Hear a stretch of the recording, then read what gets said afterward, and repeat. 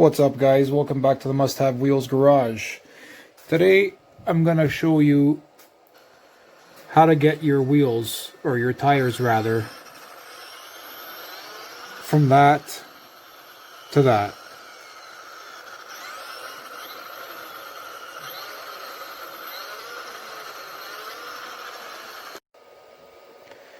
So tire ballooning has been an issue for ever.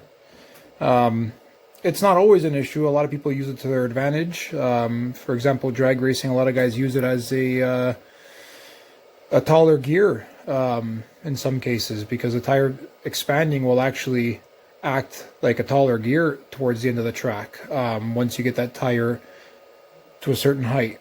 But for somebody like me, I'm not really into the tire ballooning. I think you kill the tires a lot faster, generally down the center of the tread, and it's a lot more stable when your tires are squared and not pizza cutters.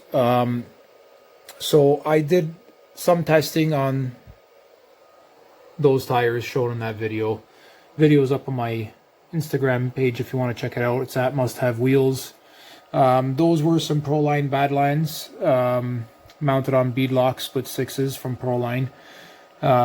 I had them, they were used. I just wanted to try out a couple of taping methods to see what would work. So I fried the first setup with my first method, and this method seemed to work fine. So we'll dive into what you're going to need to do the taping. So obviously the first thing you're going to need is a fresh set of tires that are not mounted. You can always unmount, but that's a pain in the ass unless you're running beadlocks, which is my go-to because it ends up saving you a lot of money in the long run. So I went with some BF Goodrich Proline all-terrain tires. I'm going to be using them on and off-road on my Slash short course trucks. So that's for the tires. Rims is my usual go-to, split six beadlocks. These have been holding up fantastic. I've had them on a bunch of cars so far.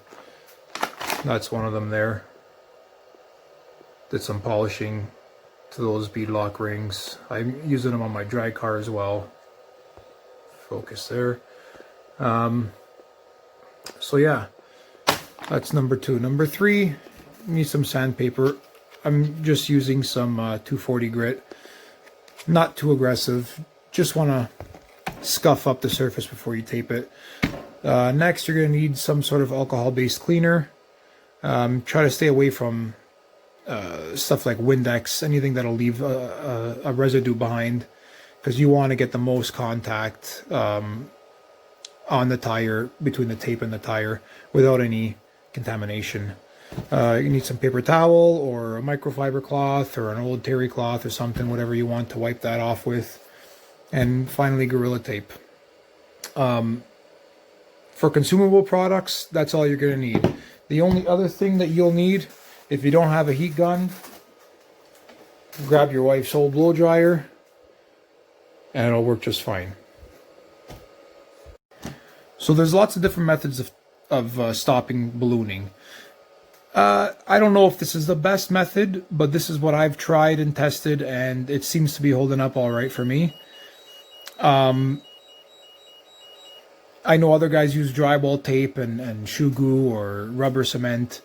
This is probably the easiest way to do it, and it is pretty efficient. So we'll dive into it and we'll get started. I apologize for the video quality. My GoPro is currently down again, so I'm filming this with my Samsung A70. So just bear with me. Get these tires out of the bag. I don't know about you guys, but I love cracking open fresh tire bags.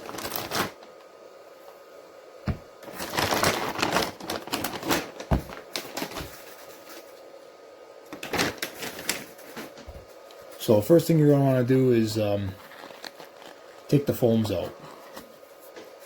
Put those to the side for now. So you're just left with the bare tire. Next thing you want to do is flip her inside out. So you got the inside of the tire facing you. Next thing you want to do is grab your sandpaper and just lightly scuff the area that you're going to tape. You don't have to go crazy. You don't have to take any material off. You just got to kind of rough the surface up. Again, I don't know if this step is absolutely necessary, but this is what I've been accustomed to when I'm doing any kind of gluing or taping, something that's going to have to hold up over time. I always like to scuff it a bit.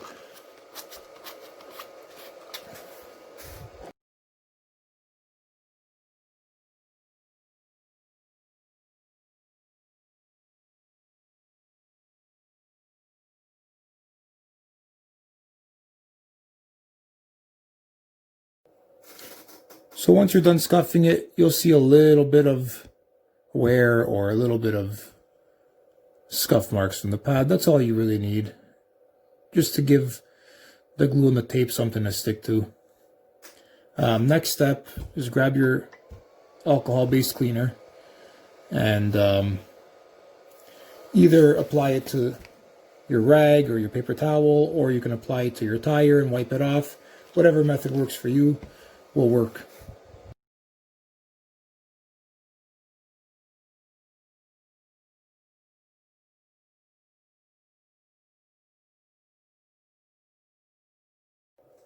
So make sure you clean the surface off good. I gave it 4 wipes. I could probably give it another just to make sure that she's nice and clean. You don't want any contamination between the tire and the tape. You want this to bond 100% as much as possible. So I think that's enough cleaning. You can feel the tackiness to that now. So I'm going to go ahead and tape the tire. When you're taping the tire, you want to make sure that you don't have any overlap on the tape joint, and I'll show you what I mean about that. So what I did was I marked out a section on my work area here.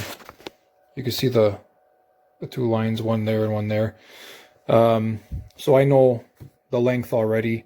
I'm going to cut 2 to those lengths, and I'm probably going to have to trim a couple of mil off of each one just so that it's perfect, because if you have any kind of overlap, you will get a high spot or a heavy spot, and that will wear 100 times faster than the rest of the tire. You'll end up wearing through the tire in that one spot.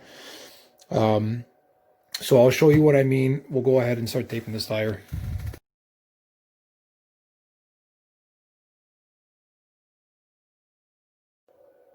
So it's important where you start the tape. You want it centered as much as possible. You don't want to go into the sidewall and try to tape those ribs there. And you don't want to go too far into the bead. You kind of want it right smack in the middle. Now, if you go on to either side very little, which you're going to have to, that's fine. But you still want it as centered as possible. Now, I'm using the 2-inch Gorilla Tape. You can use a 1-inch. You'll get more ballooning on the sidewalls. But with my experience, the 2-inch does work better. So I'm going to go ahead and just apply this tape, keeping my fingers on the inside so it's making contact. And I'm kind of squishing it between my thumb and my fingers there while I'm wrapping it around.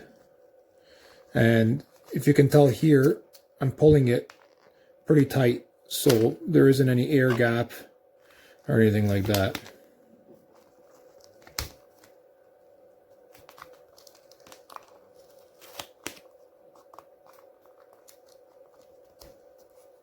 Now, if the side walls like this on either side start to wrinkle, don't worry. As long as you get the center on straight for now, we'll worry about the rest later.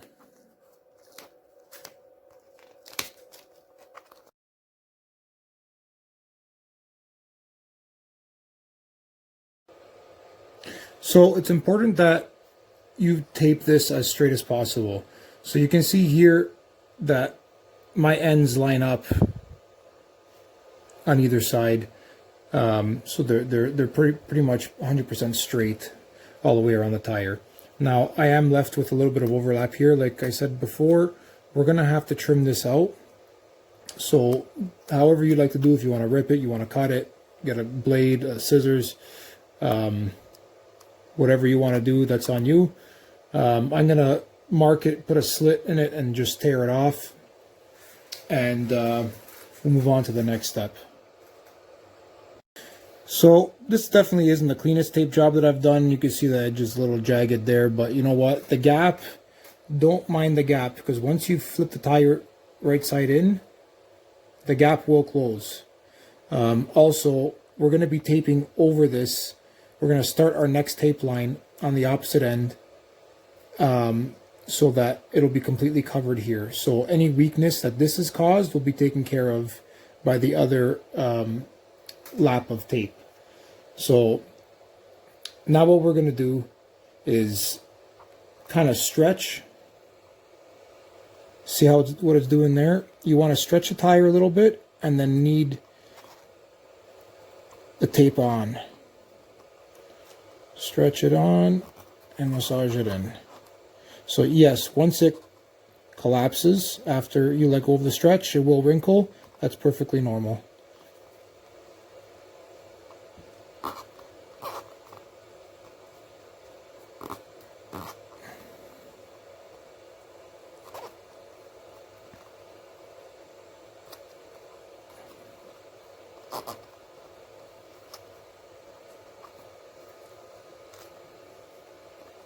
This side's a little trickier if you're doing short course tires because the hole is a lot smaller, so you might want to just flip it so you can get in the big side. But same idea. Stretch it and massage it in.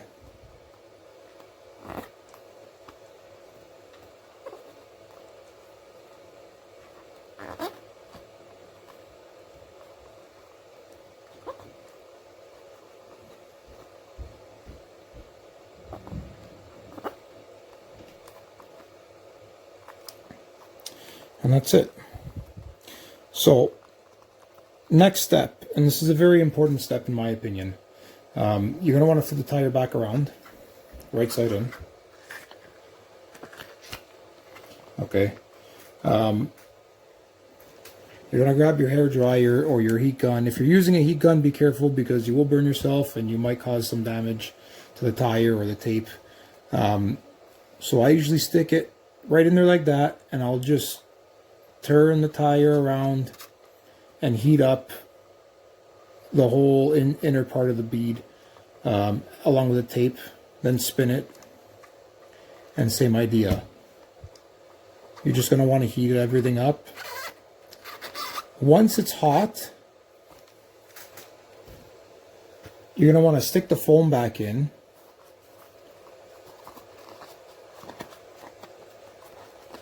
So you don't burn your fingers, and then use the foam as like a barrier to protect your fingers from burning, and also to keep the inner part of the tire true. And you're just going to want to knead it in like that. So I'm going to go ahead and do that on time lapse so you don't have to listen to that hair dryer.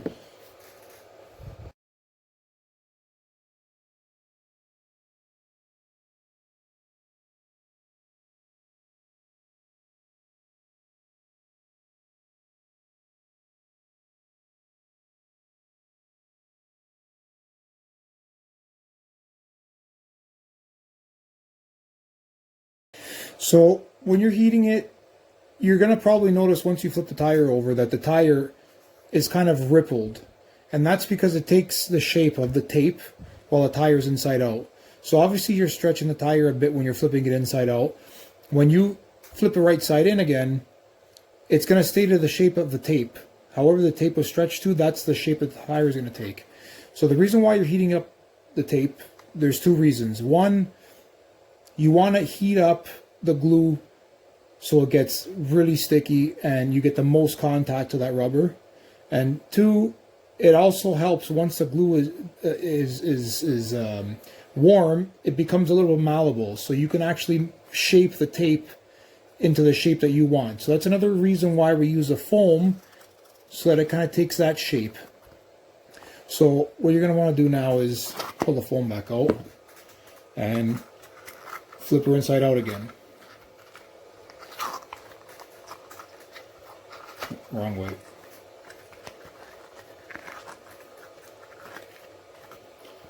So Don't worry about the wrinkles. They're not gonna do you any harm. But you can tell that it's really tacky now. So this is good. You can see the glue. Let me focus in on here. Hello. There you go. You can see the glue pulling ever since I heated it up. It's nice and tacky. So now with your second roll of tape, you're going to want to go 180 degrees away from this opening. So just flip the tire around. You're going to want to start right here.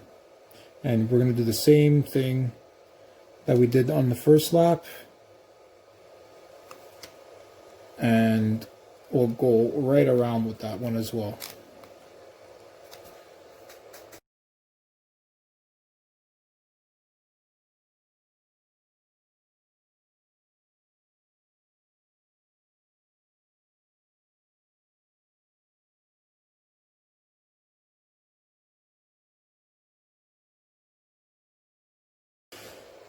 So that's a much cleaner endpoint than the first lap, but either way, it's not going to affect anything. So we're literally going to follow the same steps as we did for the first side, or for the first roll of tape. No different.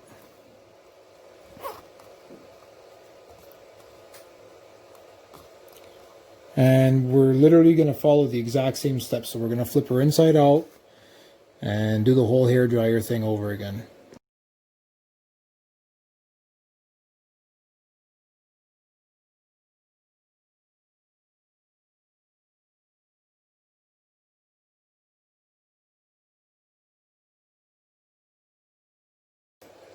And that's it, guys. I'm going to take this out just to show you what the finished product looked like. It is wrinkly, but don't worry, that's not going to affect the performance of the taping at all. You can see the overlap joint there is pretty much seamless, so we're good. Now the key is, guys, is zero overlap. If you have any kind of overlap, whatever is overlapped is going to wear out first, and that's going to be your heavy spot in the tire. You're going to get first battery pack out. I can guarantee you'll run that one spot bald. And that's it. If you're taping it and you see that the tire's deformed and it looks like kind of flat in some spots, don't panic. The heat and the massaging with the foam will take care of the deformation of the tire. So next step, mount your tires. Either glue them, bead lock them, whatever works for you guys. I prefer bead locks because if something does happen, remember, this isn't permanent. If you want to take the tape off, you can open it up, take the tape off. If the tape separates or rips or something happens, take it off and do it again.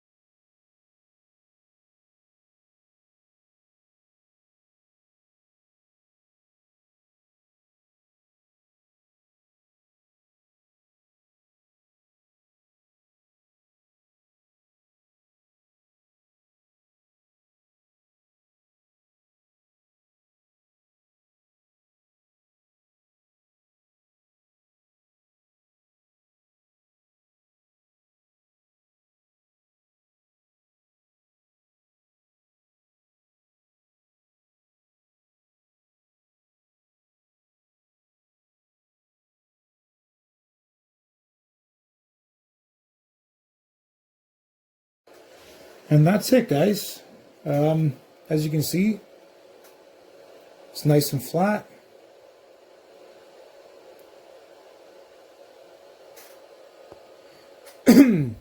Excuse me. There's no ripples, no imperfections. It's super tight, impossible to pinch. So another very important thing, especially if you're running bead locks, you definitely want to vent these tires.